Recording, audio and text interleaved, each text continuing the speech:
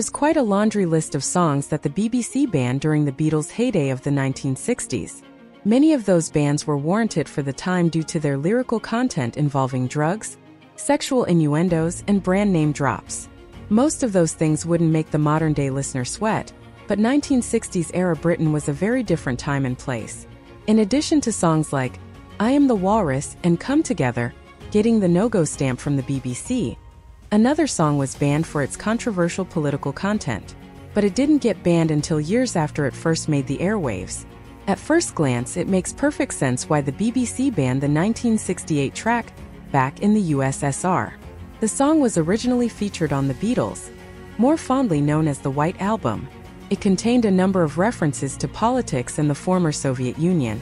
American fans weren't happy about the lyrics, "You don't know how lucky you are, boys/back in the USSR," which alluded to potentially pro-Soviet leanings of the band. It was released weeks after the Warsaw Pact's invasion of Czechoslovakia, and the Beatles' sympathetic lyrics prompted outrage from both leftists and right-wing citizens and politicians across the pond. However, the BBC is a British organization, not an American one. Many would assume that residents of Great Britain shared similar distaste for the lyrics in Back in the USSR. We're sure many did scoff at the song and its title, but that didn't stop it from peaking at number 19 on the UK singles chart and number 11 on the Irish charts. So, if there wasn't a particular level of vitriol over the song, why did the BBC ban it? You might just be surprised to learn that the song wasn't actually banned in the 1960s when it was released. Back in the USSR was actually banned shortly before the USSR fell in December of 1991.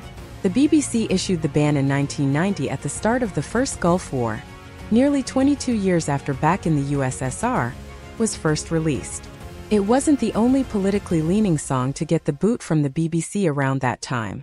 Songs like Ghost Town by the Specials and Atomic by Blondie were also banned due to their political lyrics.